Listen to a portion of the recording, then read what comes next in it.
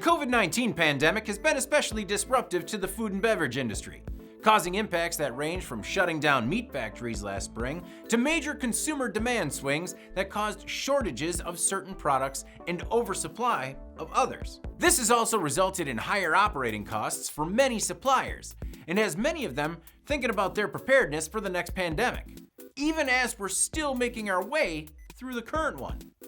This was evidenced by a new AIB International study of 325 senior-level North American executives at leading food and beverage manufacturing companies, retailers, distributors, and other supply chain partners. The survey's findings were led by the stat that 30% of executives expect another global pandemic within the next 4 years, with 50% expecting one in the next decade.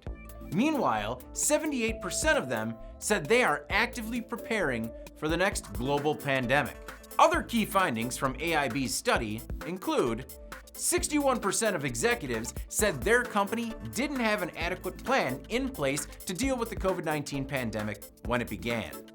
Respondents from companies with revenue of less than $250 million felt less prepared than larger companies for COVID-19. 76% of companies with annual revenue of at least $1 billion reported an increase in operating costs, compared to 62% of companies overall.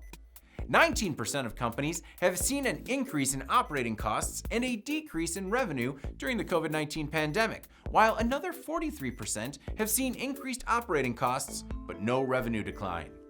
Leadership from companies with higher annual revenues and those in food processing or manufacturing were more likely to believe another global pandemic will happen within the next 4 years. The survey findings illustrate the level of pandemic unpreparedness felt throughout the food and beverage industry. But one would think that as these companies make their way through the remainder of COVID-19, they'll continue to make plans for a future pandemic. Because history has shown us that it's not a matter of if another pandemic will occur, but a matter of when. I'm David Manti. This is IAN Now.